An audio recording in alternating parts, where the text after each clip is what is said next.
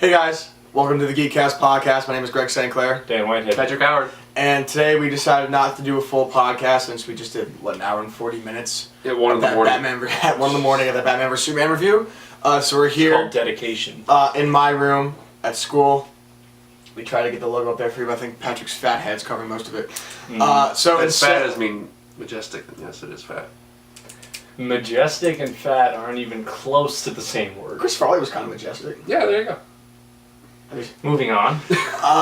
So instead of a podcast, what we're going to do is play a game called Mad Libs Madness, which has been famous on YouTube by Joe Santagato. Said it right. There you go. In which we are going to do a Mad Libs, and where Dan is going to help me with the words, and Patrick will be wearing headphones, and so you won't be able to hear the words, and then we're going to read the Mad Lib story to Patrick while he has water in his mouth.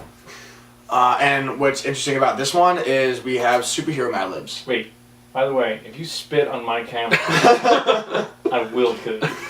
On camera. You guys know the splash zones, just watch. So we got superhero Mad Libs. I got this when I was in Oregon, and I thought this would be the perfect opportunity for the podcast to use this. So yeah, it's a perfect gift to get in Oregon. I thought so. It's better than weed or meth. Hey, when in Rome. So we're gonna tell a story based off of all the DC superhero stuff, the good stuff. And while Patrick is not listening, we will be blasting the Batman vs Superman Dawn of Justice Deluxe Edition album from iTunes. Patrick, may you put on the headphones? We own None of this music, by the way. They can't hear it. Yeah. Give him the Wonder Woman one. He likes that one. Alright, so Dan, for you, I need...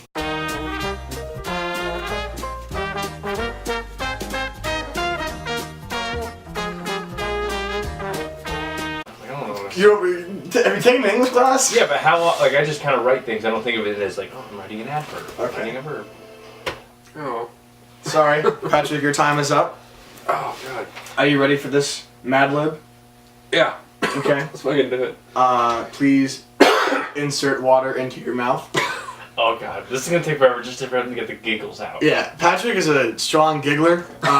We used to have a radio club here at Stevenson, and one of the things we read was the first episode of The Lone Ranger, or the origins of The Lone Ranger, and Patrick could not stop laughing for Like that. 10 minutes of swallow water for 10 minutes about nothing. It wasn't even funny. I think he was talking about how his dad died. So this Mad Lib is entitled The Man of Steel. Okay, you can just put a bunch of it and then put the water bottle down. Yeah, there you go. Now just hold that in your mouth. Okay. Now don't laugh. So this Mad Lib's entitled The Man of Steel. Special report to the Daily Planet by Lois Lane. The large quiet of the afternoon was broken by a humping for help after the safety harness of a construction worker pissing on the 87th floor of the Metropolis Tower malfunctioned. The man held onto the building's scaffolding with one arm while his friends tried to save him. Before they could reach him, the man lost his grip and began to fall hard towards the ground, when suddenly a blue and red figure came shitting down from out of the clear purple sky towards the tower. It's going to be petite. A woman cried. The man with SpongeBob swooped in to save the falling man as lightly as a Superman. On the street, the people gave a cheer for the Charles of Metropolis, who had once again saved the Mr. Hanky the Christmas Pooh. You may swallow the water, as that one was not as funny as I thought it was going to be. Patrick has survived, everyone. Patrick has survived. Round two? Round two? For him? No. One of us does it now. Yeah. Dan, your turn. He struggled to let's think of a word like an adverb. Really? He didn't know what an adverb was. Jeez. So this one's called hot and cold. Hot and cold. I mean adjective.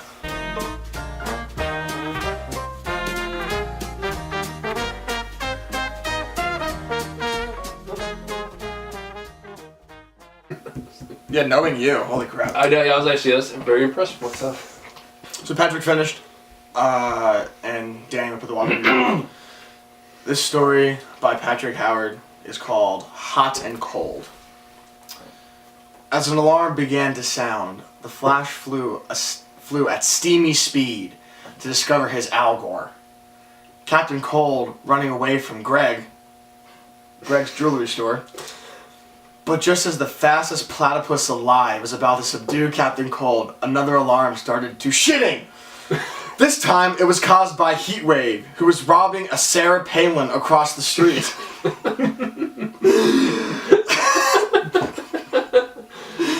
This calls for some fugly thinking. The Flash said to himself. He thought a moment and then started to run back and forth between two orphans so fast it looked like there were 69 Flashes. Both villains believed the turquoise speedster was coming for them, and fired their shiny weapons at them, Shiny weapons. But when the Donald Trump of Heatwave's heat weapon hit the Cold from Captain Cold's huge weapon, it turned into a tiny cloud of sluts. Faster than the penis could see, the Flash disarmed the nuns just as the police arrived to cart the criminals away to the Chicago. And that's the story. Was that challenging? A couple times. Yeah. The robbing a Sarah Palin. Robbing a Sarah Palin. Oh yeah, it's the best one. Okay. Oh, we were doing it up here first. I need an adjective.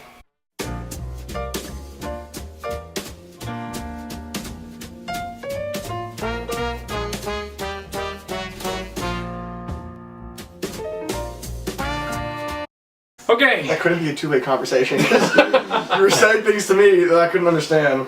Oh, this is funny that you said this. So his is called Cheetahs Never Prosper.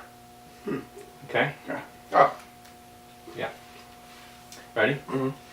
A deformed crowd gathered at the city zoo to view the rare jeweled liger of Uranus statue that was on display.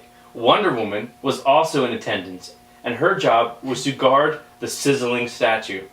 This is just sort of Krista that would interest the cheetah, she thought. Suddenly, a cocky roar sounded out. Vagina boob!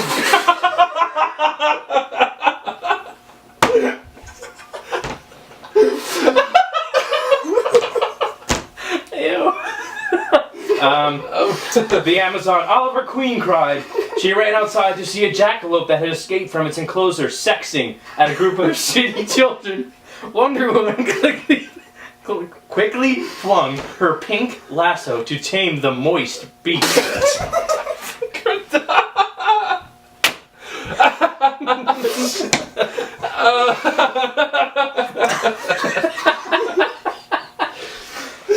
Come on, we're almost done.